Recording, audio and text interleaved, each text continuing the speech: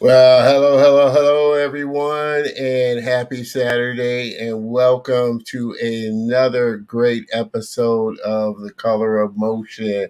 I'm Don Terrell, and here I interview people of color and from diverse backgrounds in the field of motion graphics, animation, visual effects, cartoons, and comics. And I'm so excited about today's show because it's Comics Day. So the guest that I have on today is all about comics. And so that's why I am extremely excited about today's show. You know the drill. Make sure that you let me know who you are, where you're tuning in from, and say hello so I can give you a big shout out.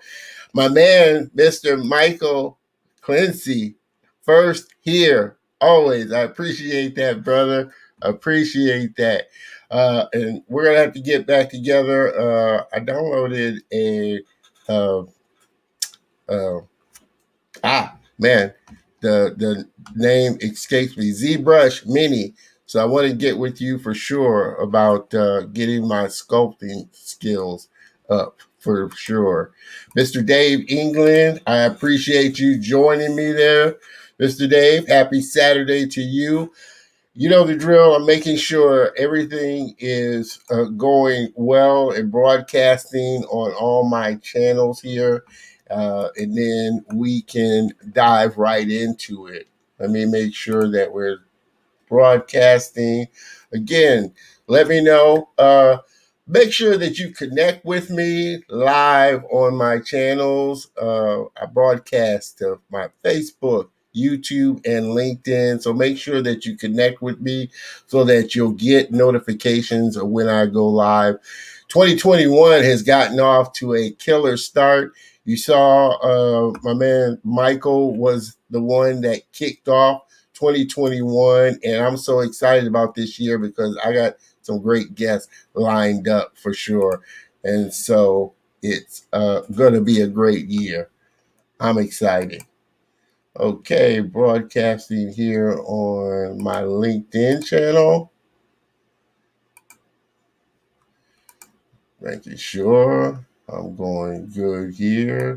Let me check my YouTube. Also, make sure if you're checking out from different channels, make sure that let me know that you can see me. So that'll save me a little time from checking to make sure that it's broadcasting. So Miss Salve, another future guest on the show. Appreciate you. Looking forward to this. I know you're looking forward to it. I'm looking forward to it for sure. She is another great guest lined up for 2021. You will be seeing and talking with her soon. All right, we are going well. Well, again, I'm Don Terrell, and this is The Color of Motion, where I love highlighting people of color and from diverse backgrounds in the industry of motion graphics, animation, visual effects, cartoons, and comics. And that is my space that I love so well. And so I'm ready to dive into this. I hope you guys are ready to dive into this as well. Just a little background on my guest coming up. From designing brands to designing stories, Grae's work has evolved from nonprofit designer to storytelling strategist, author, and speaker. He recognized everyone's story doesn't get told in the entertainment industry. So he founded Mayke, a Memphis-based entertainment studio for the cultures community and voices of the world to tell their stories using comics, animation, and other entertainment platforms inside Mayke's original superhero universe. And just to give you a little heads up of his universe, man, I'm so excited to dive into this. This is his universe that he started to create here and put forward. Let me get this comment off here. All right.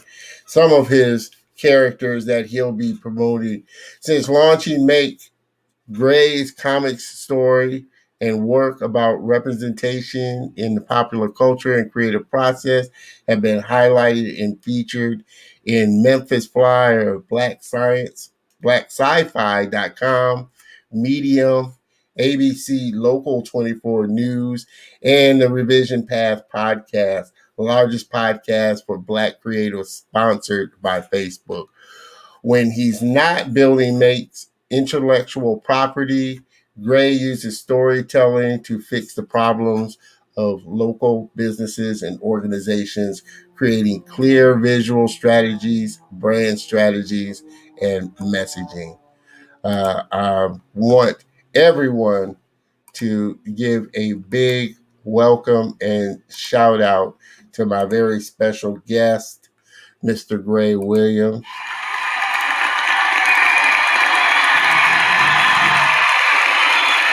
Mr. Grae. Hey, what is going on? We bring all our guests in with the level of respect that they deserve. I appreciate you so much. See a smile. I'm very touched. I'm really warm right now. That feels like love. Thank you so much. Gotta show you the love, brother. Gotta show you the love. I hope you are doing well this Saturday afternoon. Please, everybody, make sure you do drop in the comments and say hey to them. And we're getting ready to dive into your journey and your story because you got a lot going on, brother. And I am so honored and so appreciative that you decided to be a guest. Everybody, just as a little side note, Grae is having some work done in his home. So if you do happen to hear like some construction sounds in the background, he just got into his new home. And so he's having some work done. So just a little heads up there. What's going on, Mr. Grae? Hey, we are listen in the middle of construction. I am so sorry, but I didn't want to like reschedule because I didn't want it to mess up your schedule. So just keep the show going, you know. Hey, I've learned that in live stream you roll with it. Trust me, I've had ups and downs in the live stream. You just roll with what happens. Hey. It's gonna go great. It's gonna go great. So, like I said, I gave a little bit of your background, Grae, but why don't you kind of fill in the details of kind of like how you got started, you know, from young to where you're at now. How'd you get into this space that you're doing right now? Yeah. So I always say I came into the world with a box of Crayola, that superset like 64 pack, and a cape.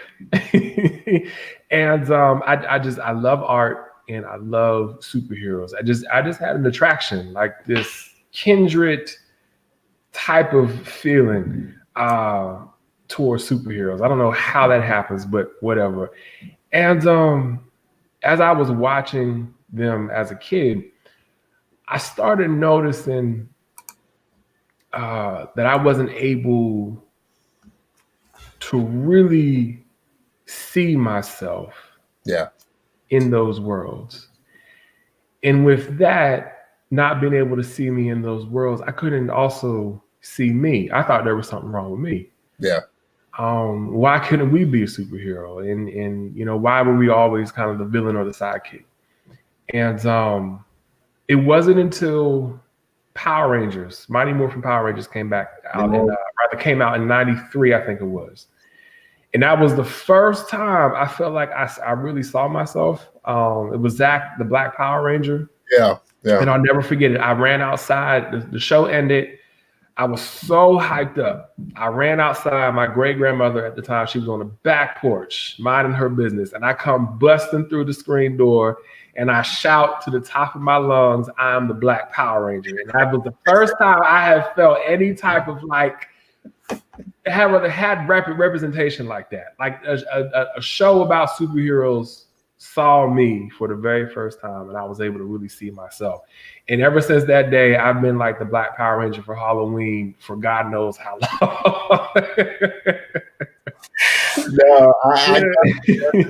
I definitely understand what you mean as far as not seeing, because like I said, I was like that myself. I love comics and cartoons, and my thing was I love comic strips, so I wanted to be a cartoonist, but didn't see any. You didn't see any cartoons or comic strips from people that looked like me or were telling stories that kind of I could relate to or just even, see myself in. So that's kind of the big driving force of why I, decided I wanted to do this show, because it really, you never know who's watching or who will see that it will inspire them that, wow, okay, this is something I can do, what I love to do. Right, absolutely. So that gave me permission to feel like I could be a superhero too. Like I can save the day. I saw him, and that gave me all the permission in the world. So years pass, and my cousin and I are out at a flea market with my mom. We're teenagers at this point, and we're going hopping from table to table. We're just kind of out there.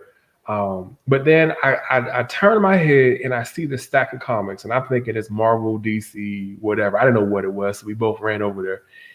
And we get over there, and I stop, and he stops. And it's like, what is this? And we kept looking and looking, and the stack of comics was about like this high. And we're still like, what is this? And on the cover, there was two files. One stack was Icon from Milestone Media. Yeah. And then the other stack was Static. And we were just like, still, what is this? It was like completely enamored that these Black characters were on these comic books. So we of course we brought all of them. I think I had Icon and he had Static. And for the rest of that summer, I mean, we tore them comics up. We read them from front to back. We started drawing, we started writing. I mean, it was, so that gave me permission to be like, okay, I think I can do this too. Like I can make my own too someday. Yeah. So that's pretty much how it got started. Yeah. And it's a shame because, like I said, when I was growing up, like I said, I love comics. Of course, I was more into comic strips, but I collected comic books too. And I think probably the one Black superhero comic I had was Luke Cage. And all that was really the ones, and it was just sad that, like I said, they had a few Black superheroes, but they just didn't develop them or take their stories further like they did the other characters. Yeah, they were just kind of there. Yeah, and they weren't like it was today. I mean, we got a whole Netflix 2 seasons of Luke Cage right now. Back then in the 90s, 80s, you weren't going to get all that back then at all. I mean, a lot of this is just recent. Like that we've had Black superheroes around, but like you said, they weren't really investing a lot of development money, time into them at all. So they were there, but they weren't there at the same time. Yeah. So, I mean, you were into this and this was something that you love, but was this what you knew you wanted to do, or as you were going through school, or like high school, or did you have some other, plan or goal of what you wanted to do outside of this? So I knew I always wanted to do something with art because I drew all the time, but it wasn't until like maybe 2 years ago I finally understood what it actually was, and it was being able to tell stories. So right before I went off, well, not right before I went off, but what was it, 93, 94, 95, whenever the first Toy Story came out, I fell in love with that. I fell in love with 3D animation because I couldn't believe that these things looked like this. It wasn't 2D, it was 3D, and it blew my mind as a kid. I didn't understand how it looked like that. And then on the other side of it, it was this story, right? I was just really magnetized by this story. I said, I want to do that. Like, I want to be able to, how this is making me feel. Yeah. I want to make other people feel like that. So I actually went to school for animation, for computer animation. Okay. And I mean, top of my class, everything. And I had applied to Pixar several times for the internship. And every single time it was like, no, not at all. So I was like, you know what?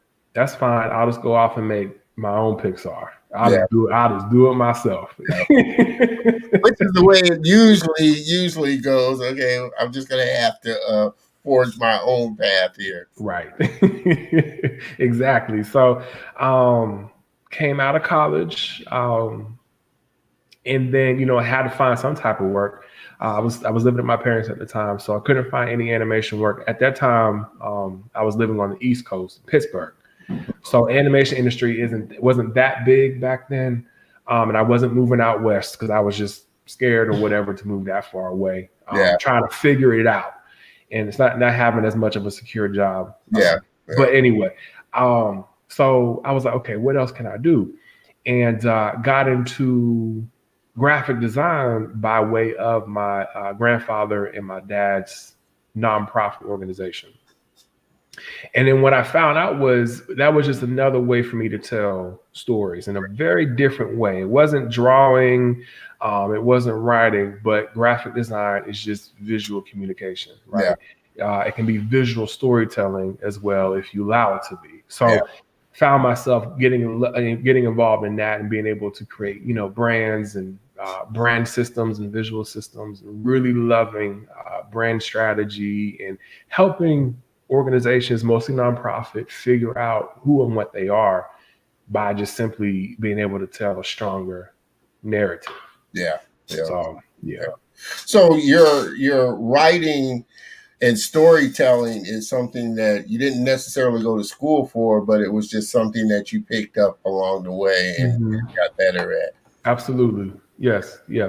And the common thing, all this, it started taking shape in, I want to say 2009, 2010.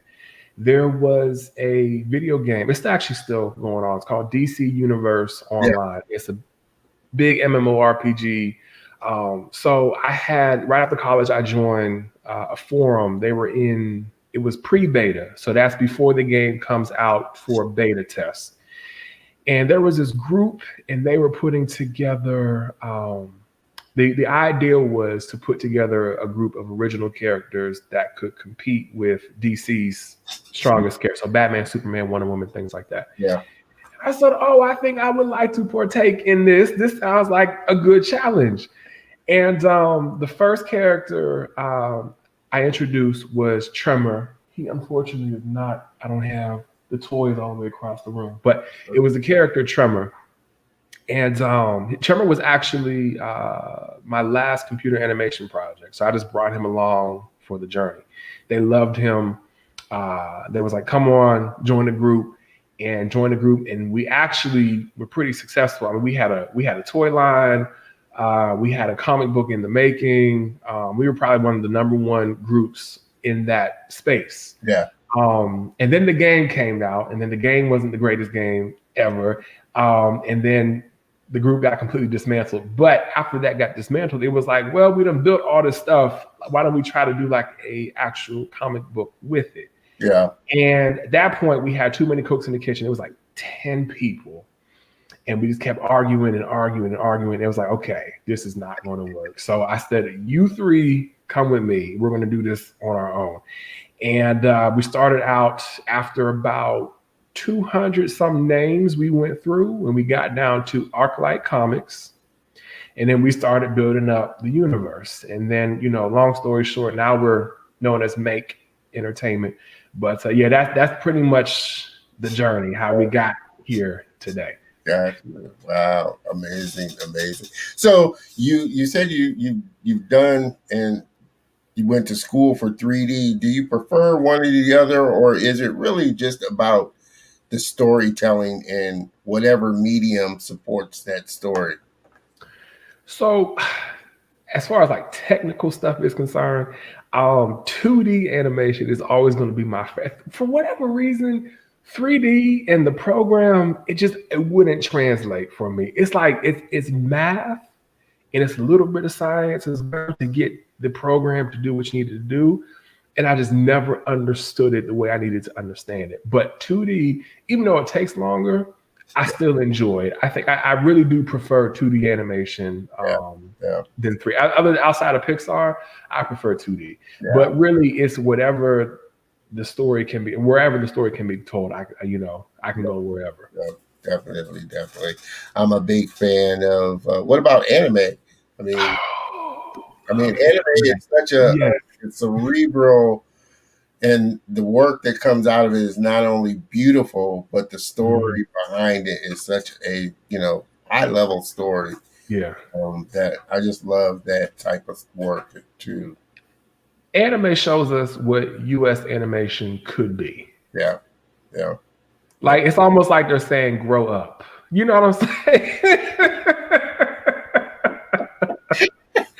It doesn't always have to be so kiddie and childish. It's just like, okay, but we over time we have gotten things like Avatar, The Last Airbender, and that whole series and some other things as well. So anime and manga are working their way out west. The influence is heavy. You can see it in the numbers and the statistics and things like that. It's good, but I mean, I think the downside, just kind of the small downside of that is when it comes out west, we tend to kind of water it down from what it originally is or what was originally written and meant to be, or even just the translation, the language translation of it coming over just takes a little something out of it, But love it for sure.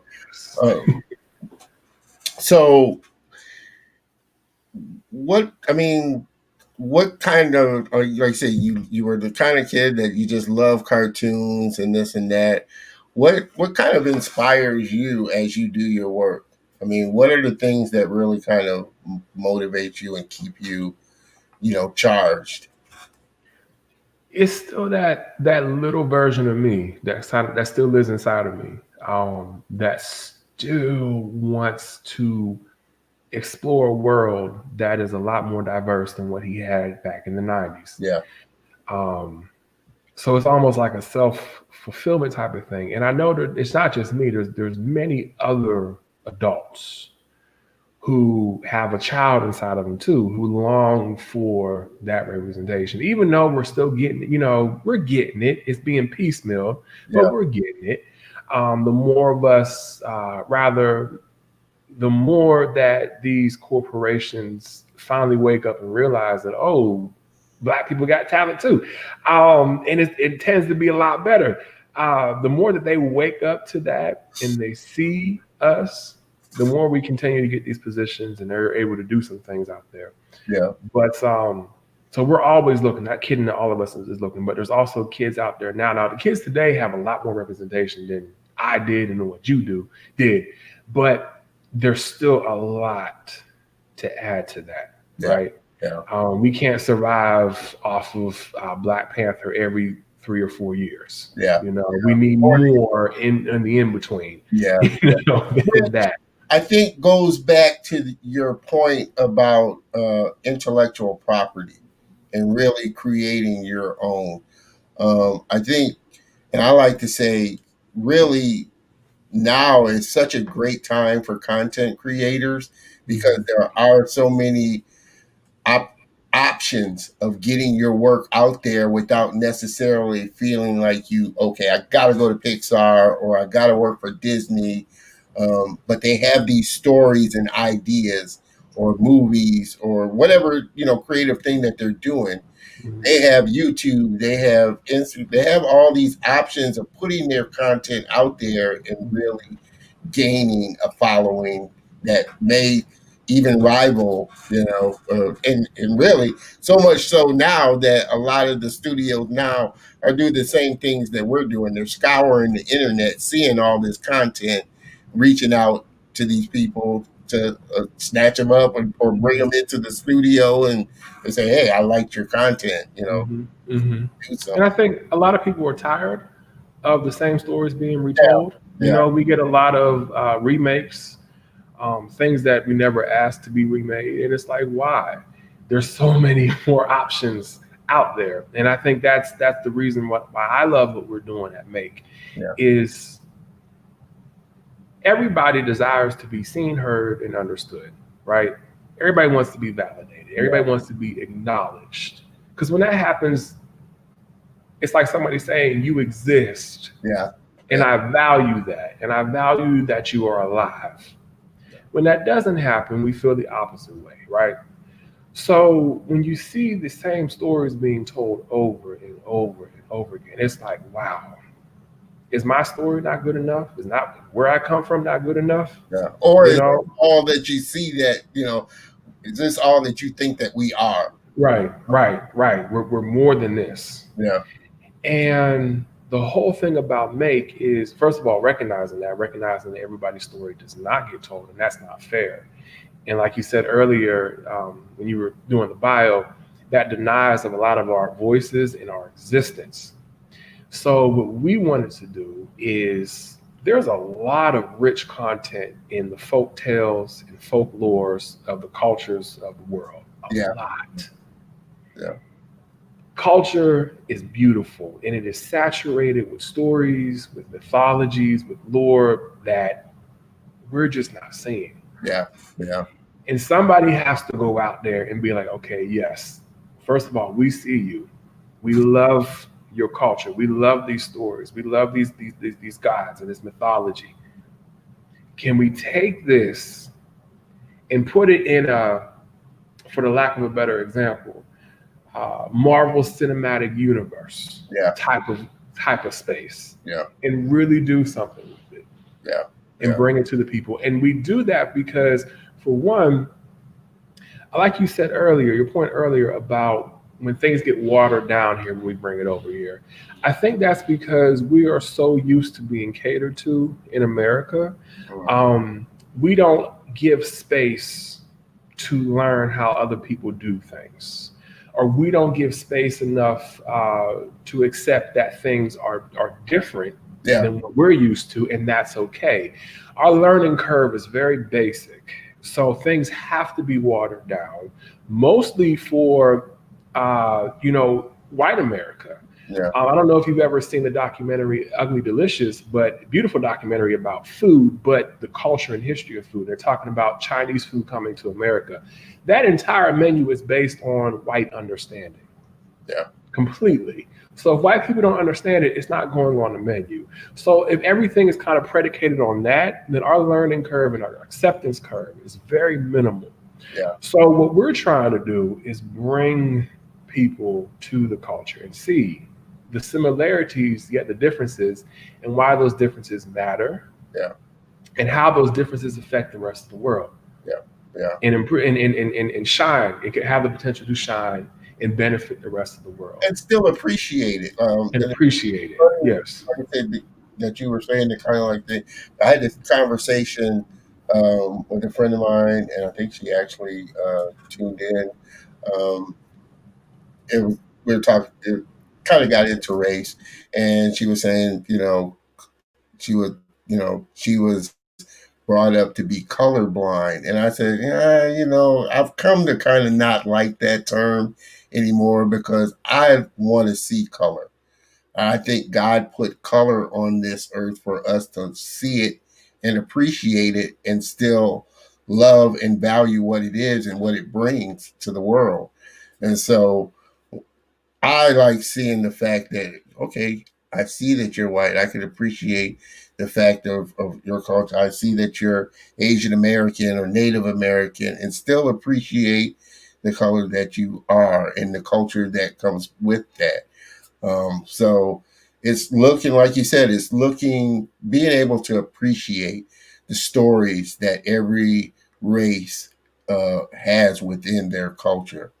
And like I said, there are so many great cultures out there. And like you said, folklore stories that could just be taken to so much of a level, which I think is where a lot of the companies today, a lot of the white companies today, with just the few black characters they did create, they didn't dive deep into the stories behind them and really let them shine.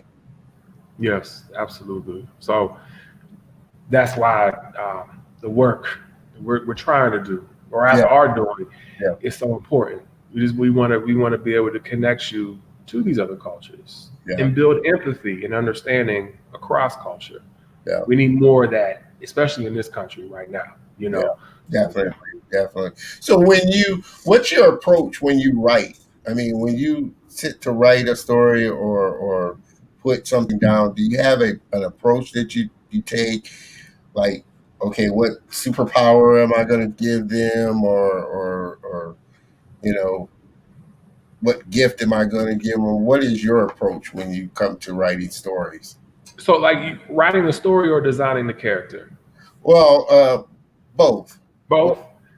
Um, there may be some crossover here, but I think for writing a story, what I've learned to do is take pressure off of myself to make sure everything is quote unquote black enough, Yeah, in allowing the characters to exist. And in that existence, the experience and the story told is already going to be different. So if I'm writing, for instance, John Henry's experience is going to be different from a white counterpart, right? That's already going to be true by nature. So I don't have to really push very hard. So what I try to do is take the pressure of making things feel or seem very black or very Asian or very Polynesian, yeah, and just allowing the character to speak for themselves. And I think we kind of have this philosophy that every character is just a page in a larger book of culture, right? They don't represent the entire culture, so just a page. So that leaves room for more pages. That leaves room for more nuance and some more texture. And I think Pose on Effects does this really well. They don't beat you over the head with trans issues and trans related things. They are trans people experiencing and walking through life in their own world. And through that lens, we see similarities and we see differences, and we're learning at the same time. But they don't beat us over the head with the fact that this is the trans show. This is trans people, trans this, trans that. No, they just exist, and yeah, through that existence, like again, the experience we get to see that lived experience, and I think that is a beautiful way to do diversity representation and not beat people over the head. We're kind of out of that if you kind of look at just the culture, yeah, the tone of you just storytelling right now. We're out of that very on the nose type of diversity, and we want something. I don't want to say more subtle, but a lot more organic yeah, than yeah, that. yeah. And I think, like I said, just in the storytelling, there's always something that everybody can relate to, no matter what Mhm. race they are. It's more if the story is a universal story, and we all go through the same things. We all cry, we all laugh, we all Right. bleed, we all do the same things. Everybody should feel something from the story, no matter no matter whether the majority of the characters are black, Asian, Native American. Hmm.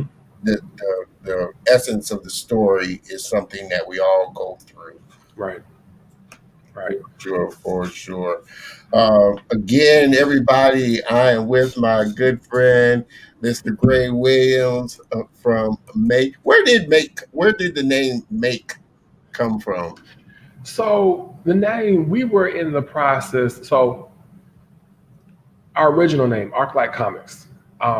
We were wanting to expand just because we're an entertainment studio. I think more so now we're an IP development studio. Just really want to get into the business of developing more IP, intellectual property. Yeah, But we were looking and we're like, okay, we don't want to be kind of pigeonholed to just comics because we're doing a lot more than that. We want to actually get into animation and film and video games and stuff yeah, like that. So we need a name that's appropriate for that.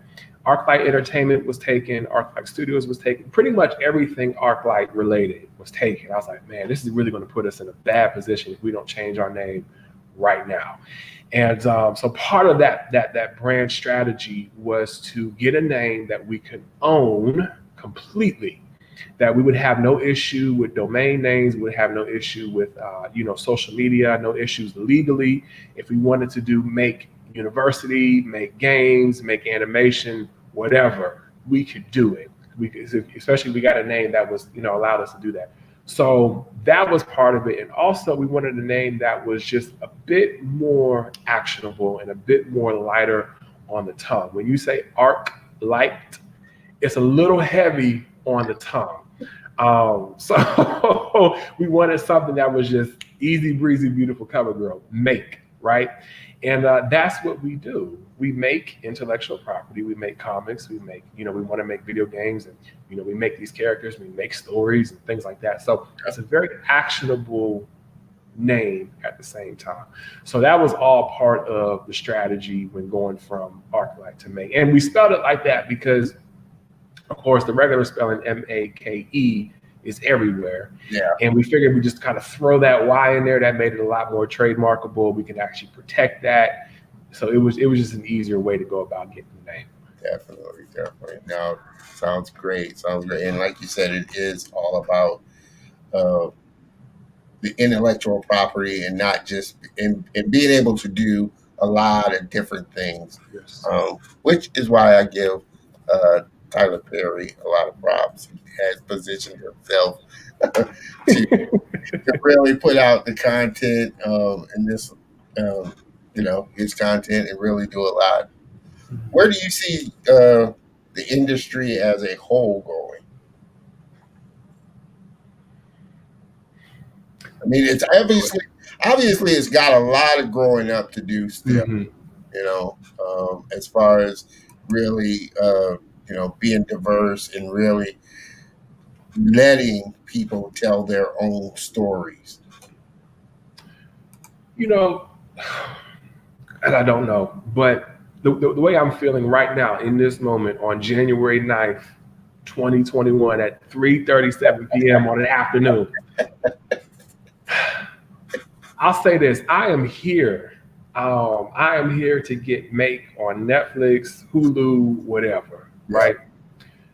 I'm also here for Black people just being like, we're going to do this on our own. The Tyler Perry thing, I'm actually more so looking forward to building up an industry that is Black and taking this intellectual property to them. It would be wonderful. Again, Netflix, I am open. Yeah. I'm open, right? I've said this on previous shows. People like Tyler Perry, Oprah Winfrey, they're in such a great position, to really, dig into and bring up a lot of talent that's not the norm, and really invest. And they've, like I said, they've been in the industry. They know how it works and everything. They obviously got the dollars to put behind it. Right. Why not put this content out there and really, make it work? Right. Yeah. Sometimes we really have to take a chance, rather do a better job of taking a chance on our own people. Yeah. Right. I'm treating this like it's a Netflix interview. This won't all like this before, Don. I done pulled out my good light. I done positioned this plan over here. Like I'm pretending we on MSC and whatever, a news station, whatever. You know what I'm saying?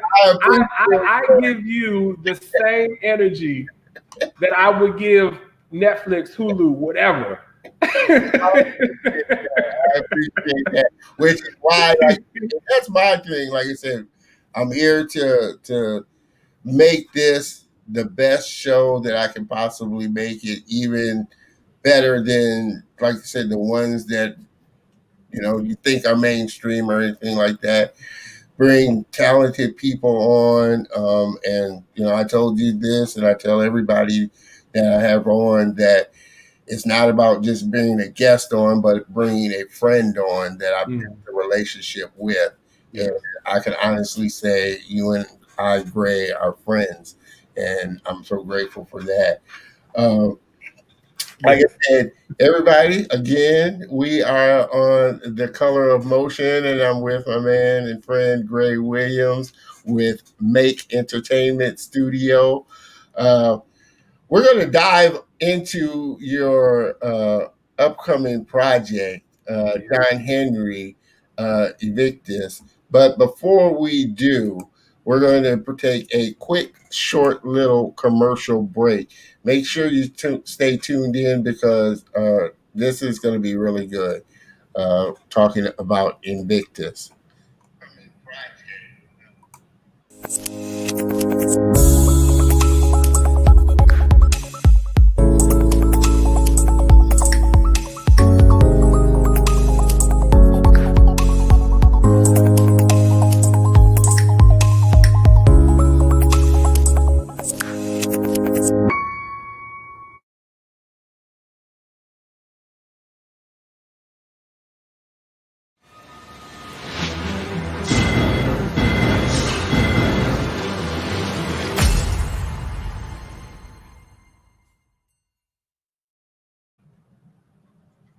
Love it. Hey, everybody, we are back from a quick. See, I try to make this really professional. We don't get my commercials in everything. We are back with my man, Grae Williams from Mayke Entertainment Studio. And like I said, we're getting ready to talk a little bit about your upcoming project, graphic novel, the retelling of John Henry. This was guys, this is really awesome. Uh, checking out this graphic novel project that he's got, the retelling of the story of John Henry, coming out in spring of this year. Uh, Make sure that you go to this link here to get a preview of the graphic novel. I had a chance to read it this week. It is awesome. The story is phenomenal. The artwork is phenomenal. And I'm so excited to see where Grae takes this story and how much further he can take it. Grae, tell us a little bit about why this story, how you got into this particular thing that you're doing right here. So I was in fifth grade, music class, Mr. Agee, and we were, I guess it was New Song Day, but we were singing this song, this ballad of this black man called John Henry. And again, I had another "what is this" moment. So we're singing, and it's this song about how this baby was born with a hammer in his hand and took on the steam drill and beat the steam drill, and I'm loving it. I'm eating it up. We sitting there singing, and I'm just as giddy as ever. And we get to the end of it. The most horrible thing happens ever. The man dies at the end of his story, and I'm like, what? Like we done did all this buildup, all this climaxing, and just to get to this point to where he dies, he beats the steam drill and he dies with his hammer in his hand. And I said, man, this is bull. Like it never ever sat well with me that his story had to end like that. And then meanwhile, the rest of American folk tales, Johnny Appleseed, Paul Bunyan, most notably, I mean, we had Johnny Appleseed Day. Paul Bunyan has statues everywhere. And it's like, well, what happened to this man that, this myth that, built the railroad systems in America and, this big representation of endurance and will and all this other stuff, resisting and fighting the system and fighting the man. And he dies. And I said, okay, we can't leave it here. And we're not the first to retell the story. There has been, he's been in Transformers. DC has a version of him, John Henry Irons. Still, he's with the Superman family. And some indie comic books who also use the character as well. And Netflix is probably the most recent adaptation that has, and we're going to leave it right there. That is concerned. We all have bombs, right. well. So I I just really wanted to see this character come back to life in a way that would set him up to continue telling his story, to add him back to both American folklore, but this American pop culture, because superheroes have become our folklore of today. Yeah. You know, Supermans and Batmans and things. John Henry deserves to be up there with the rest of them. Yeah. And I really wanted to tell this story, to do that, but to also for a message for us, for Black people, that we don't have to always die when we're fighting for a cause, right? We don't always have to end up like Martin Luther King, Malcolm X, John Henry. That is not, and I used to think that. I used to think, am I going to get killed for doing this comic stuff, this work? Is somebody going to be that upset at me that they're going to try to kill me? I used to actually, because that's the stories that's being told. Yeah. If you fight for something you believe in, if you're Black. Yeah, and that's what we see. Yes, that's what we see. And I said, okay, we got to rewrite this narrative. So we bring him back to life, and we bring him back to life in a way that is very mythical. That respects and honors the folktale and the ballads, but also pushes it a bit more. You know, really gets going the myth and the legend, really kind of accents and amplifies those notes of the character. Yeah. And what we're doing is we are leading people into this big universe that we've built with John Henry. And he's not by himself. We also added in a couple other tall tale characters as well. I don't know whether to say them or not because I don't want to spoil them. But I'll go ahead. So it's John Henry. And with him is coming, of course, Johnny Appleseed, Paul Bunyan, and Calamity Jane. Okay. And we've also pulled some folklore from the Caribbean, the Ashanti people, Africa, from Anansi. So we have Anansi coming in as well. And Anansi is acting as our biggest antagonist in this story. So everybody will be able to see those designs and those concepts later on this year. But really what we're doing is we're introducing a lot of the folktales that have been forgotten, but also as we remix these classics, we're going to introduce some new folktales, some new legends, you know, some baby legends. And one of them is behind me, Braxton. Yeah. So as you have these, you know, these really mythical, classical people, folklore, again, we're going to bring in some new ones and kind of build up on this world. So we've actually gone from calling it a superhero universe to a mythical fantasy universe. Yeah. And it has these elements of fantasy, superhero, and some manga, anime, and notes of video game storytelling and dynamics in there as well. So it's a mix of different genres, and we've just allowed ourselves and gave ourselves the permission to explore as many genres as we wanted to and kind of bring it all home in this first story.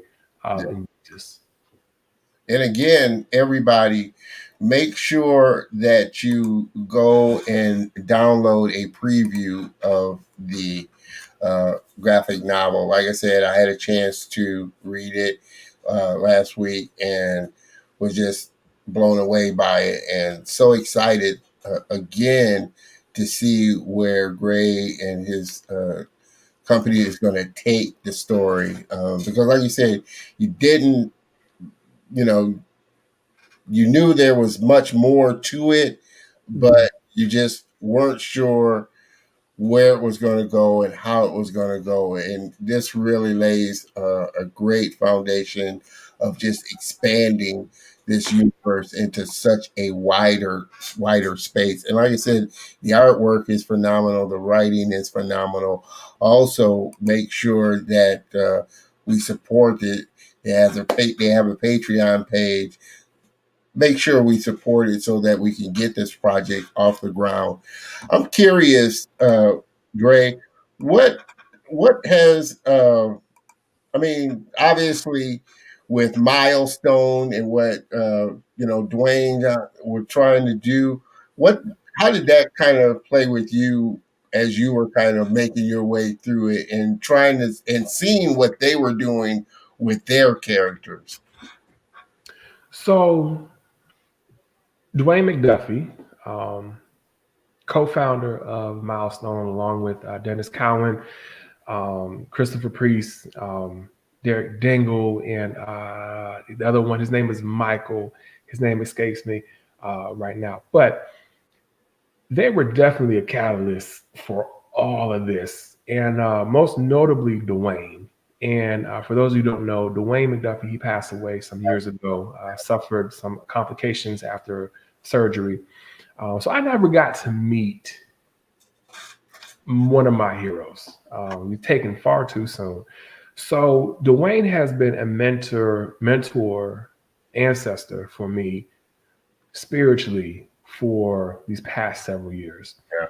So everything that I kind of sort of do to a degree, I measure it by how would Dwayne react to this? What would he say? What kind of critique would he get? Because I can kind of piece his personality together from some of the few stories that I've heard, and I use that as a measurement. I say if I can get this man in my head to smile and say good job, then that's what we move forward with, and that's why it's taken like 10 years to get this thing going, because it just had a lot of refinement has gone into. We started this back in 2011, and of course it's 2021 now, so it's been 10 years in the making, building out. It's a lot of work doing an intellectual property, but so they've had a lot of impact on this, because I want to be able to respect the hard work that they've done to I mean, they opened the door for me, and they've opened the door for so many other people as well. And I feel like that has to be respected, you know, and the only way I can respect it is to put out equally good work. Yeah. A lot of people for sure. Tell me, what advice would you give somebody today trying to get into this space? And I think let me throw this comment, because I think somebody, even Kiara, what advice, and I normally, this isn't normally the format of the show, but just because it leads into my question, what advice do you all have for creatives that want to work in the inclusion space of media, like strong Black lead at Netflix? Or do you even see that as kind of a possibility that, like I said, companies are taking these small steps, but do you think it'll ever be like, say, like a milestone where it's their content and they're putting out their stories, so they're more apt to, you know, be behind it than, say, Netflix or Disney or Pixar, that kind of thing? Because just as a little side note, and I don't know if you've seen it yet, Soul. Yes, Pixar, seen it. and great, great animation, but I still felt like, and I gave it, my grade was an A-minus. The only reason I didn't give it an A+ because there were a couple of things that really did still kind of, I thought they fell short on. Just, in the fact that, and not knocking Pete Docter, he's a great director. But I think they had an opportunity to let somebody of color direct it. I don't think they did that with any of their other animated where they had a co-director. So that kind of, took a little bit out of it. And then the fact that they turned him into a little blue character kind of right. Out of it. But I thought it was a great animated, and it's a great first step.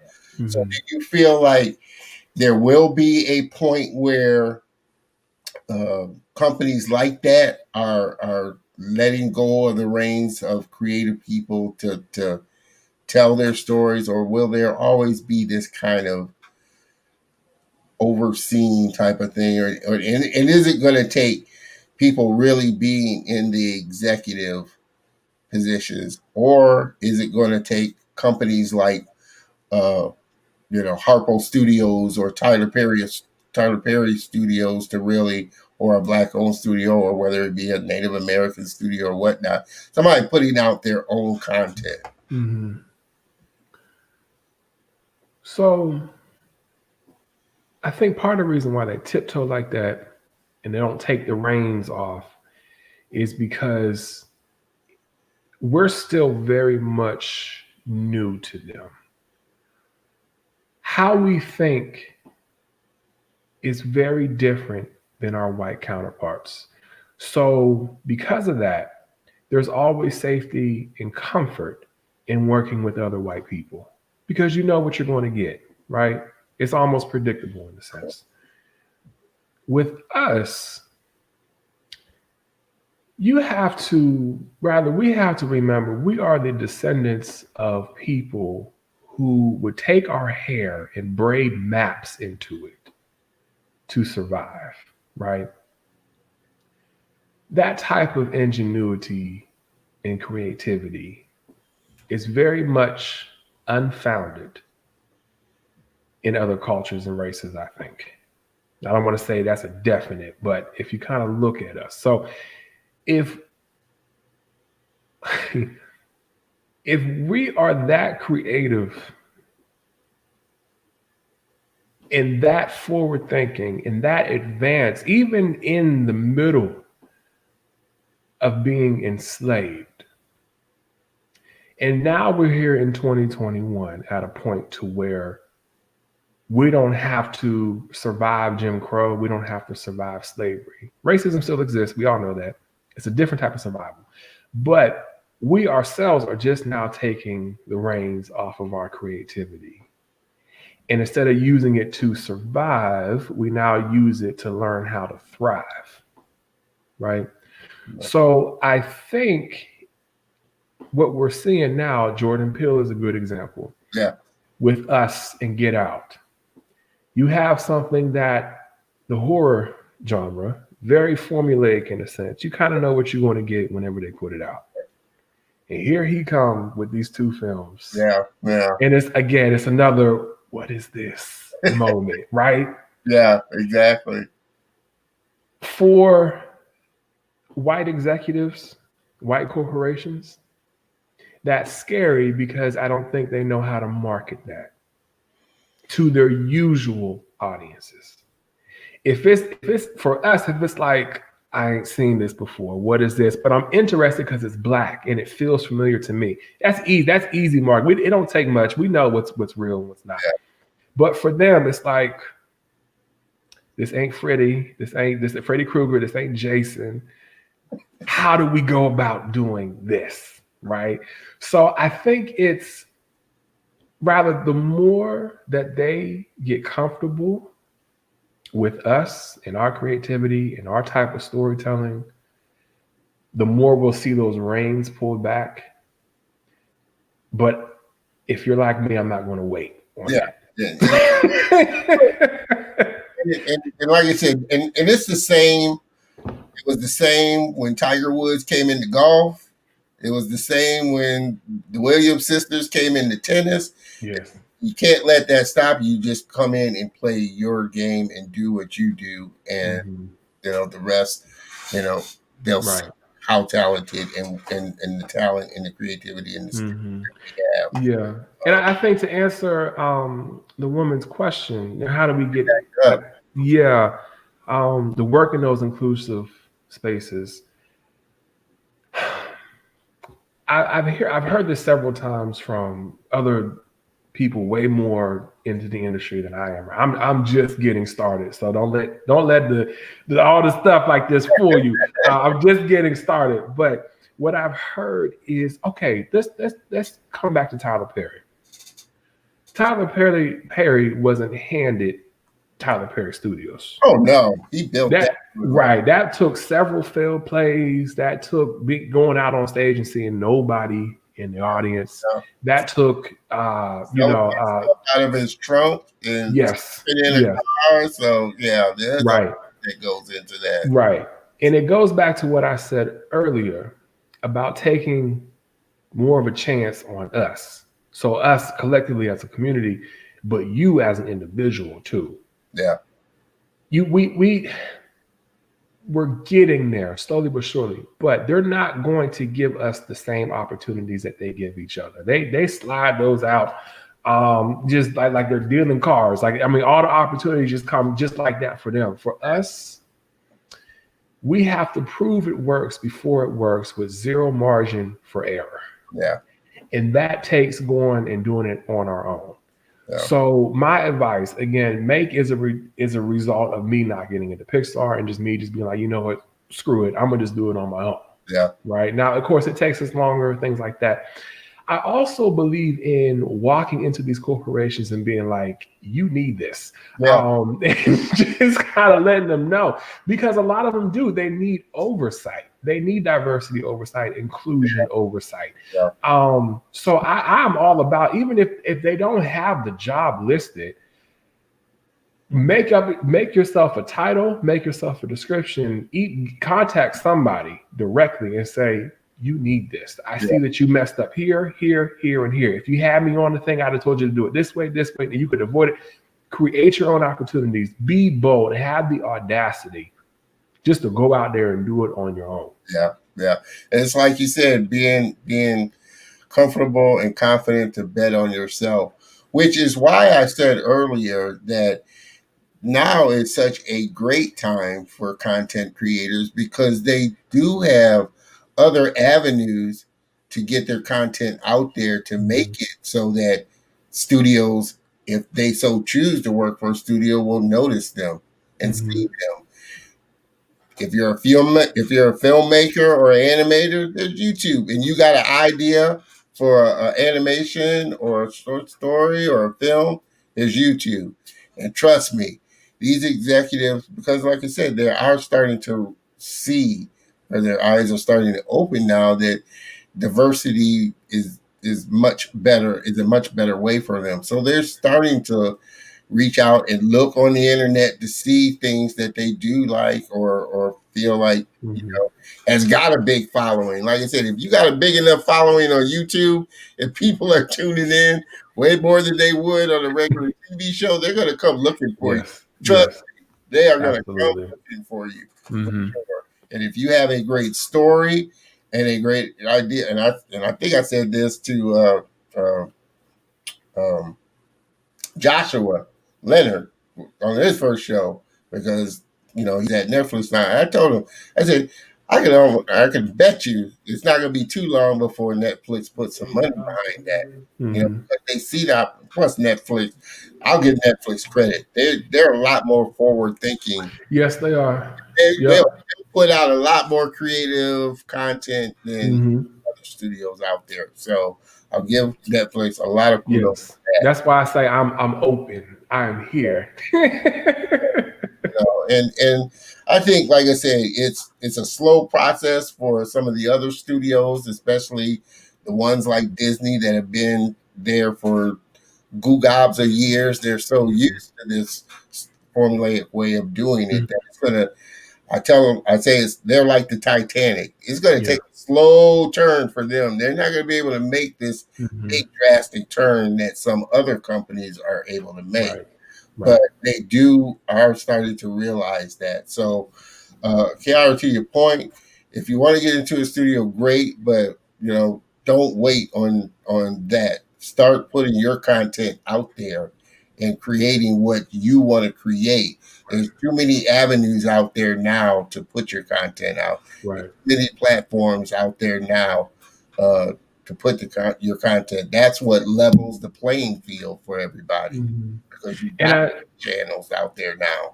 Yeah, and to support what you just said, Don, I want to be clear, because that road, well-intentioned as it may be, isn't always the easiest. Yeah. There have been times where I have been ready to shut Mayke down several times because it just got too much, got to be too much. It got too hard.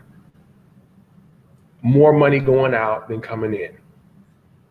Depressed, anxiety, stress, things failing over and over and over and over again.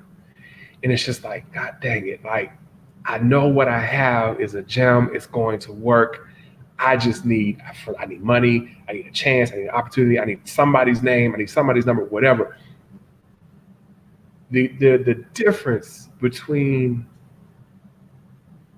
rather, go out there, create your own opportunity, But also remember, keep this in your back pocket. You have to be resistant. You cannot quit. I know this sounds very elementary, but we forget. Heck, even now with the Invictus, Yeah. we had to terminate our artist. Now we done shelled out about $1,000 or so with this artist. He disappeared middle of the project. And I had to go back to my team and I said, y'all, we had two options. We can wait for this man to come back and never know when this book is going to come out. Or we can call it quits right now and just start over again. And it hurt me to tell them that, because here we are again. We get so far, Yes. and then we got to take 10 more steps back. And it's like, Jesus Christ, when is the moment going to happen? And it took a little bit of repairing with the team, just reassuring them we were going to be okay.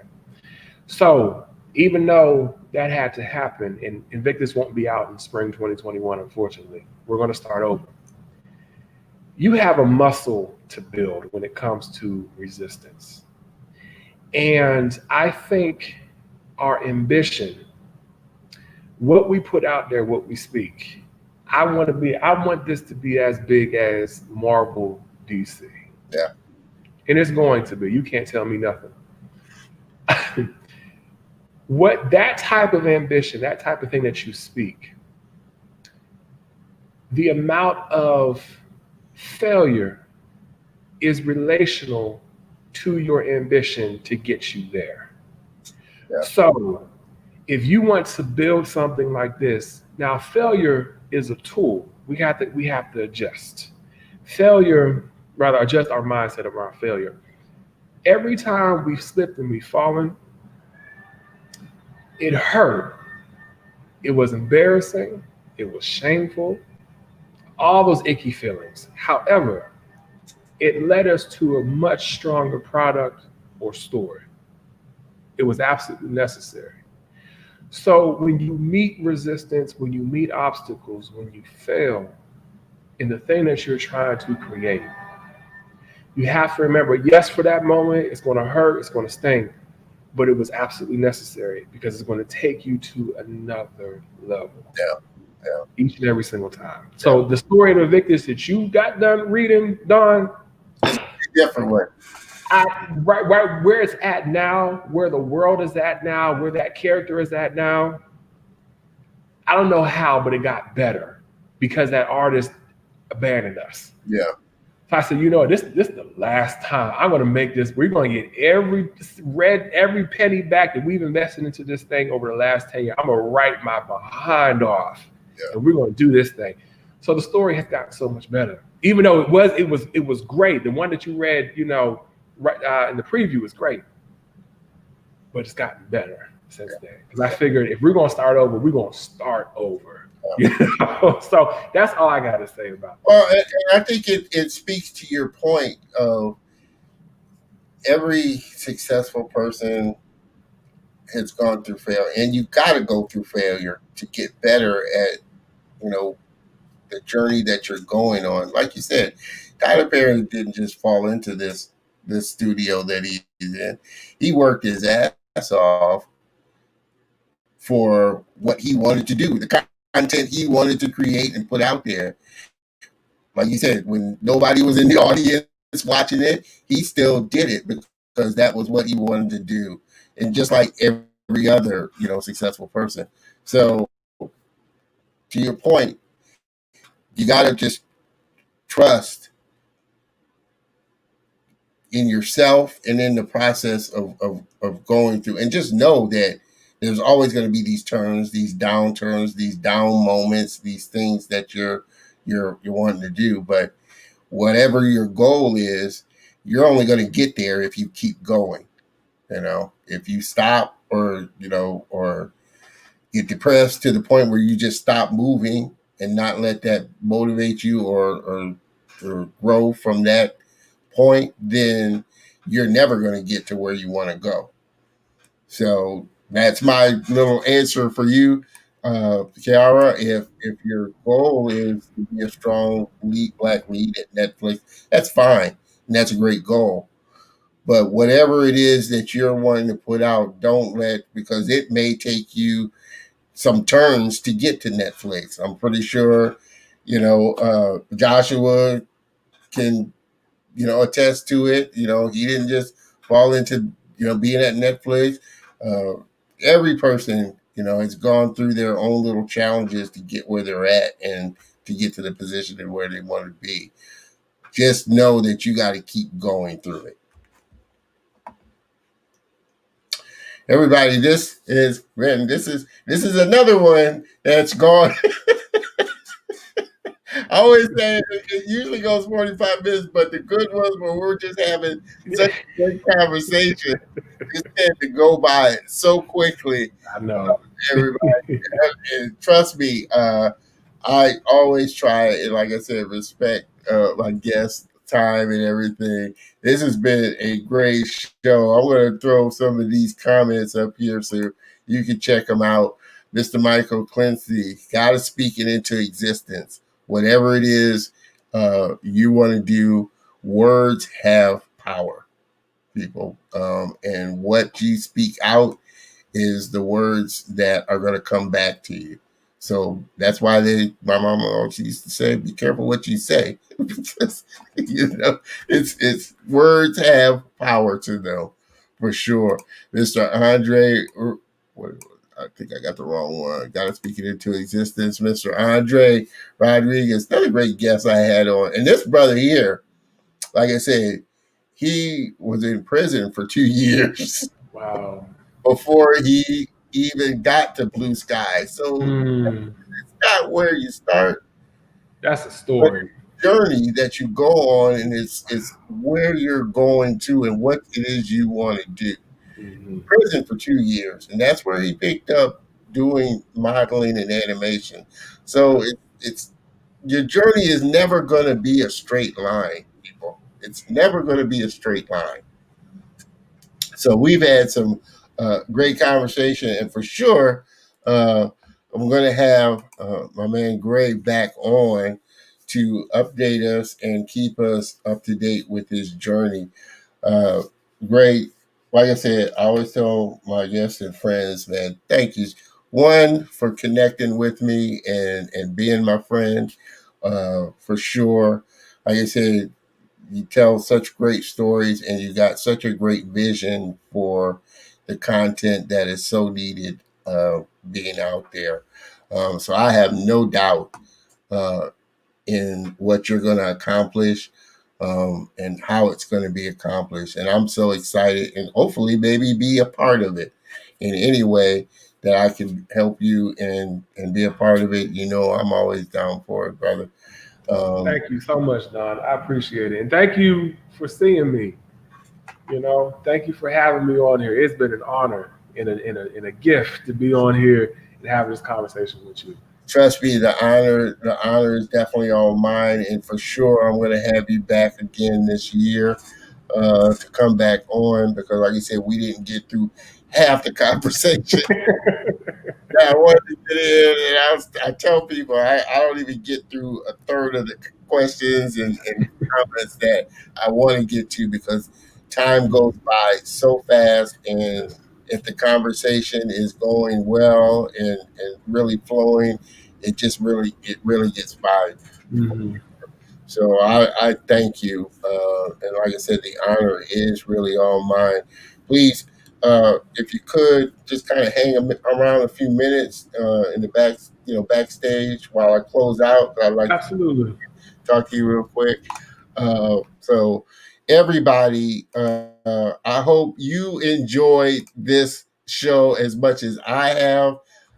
Again, uh, make sure I'm not gonna throw it up because it's gonna be a different incarnation of John Henry. So I don't know if you want me to show that one, but I will. Yeah, show it. You can because they're going to get all the information for the new stuff Okay, on the okay. email. Again, Mhm. make sure, like you said, this is the world that he's creating and the content that he's has been putting out. And like I said, it's such great content vivid content, and the stories are so engaging. Again, make sure you connect and check out. I know he said it's not coming out spring of 2021 this year, but connect with him on his Patreon page. Let me make sure I put this up here to help continue so that Mayke can continue to make content and create this content. We want to support and get as much as we can to help him continue to create this content that is so needed at this time for sure. Again, let me close this here. This doesn't want to close. For sure. Like I said, the story, and I can't wait to see what the new incarnation is going to be, because I know what this one is. But if you do want to check out kind of the previous one, you can you can still download the initial incarnation of it. Like I said, it's gonna change, but go to wearemayke.com/Invictus to kind of get it and check it out. Like I said, it's going to change. If you want to see again some of the storyboards and some additional art and additional information, you can go to their Patreon page, We Are Mayke, and check that out as well. Again, man, this has been, like I said, this has been an honor and so much fun because, like I said, I love talking comics. I love talking cartoons for sure.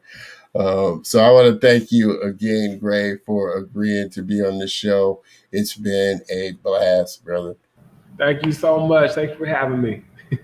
Oh, man. So everybody, please give another round of applause. We will definitely have him back on for sure.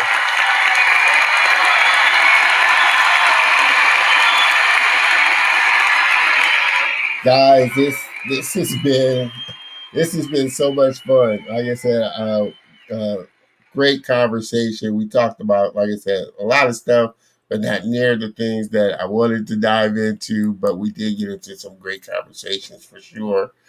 Make sure that you connect with me, like I said, on my LinkedIn, Facebook, and YouTube page, and you will get notifications of when I live broadcast again.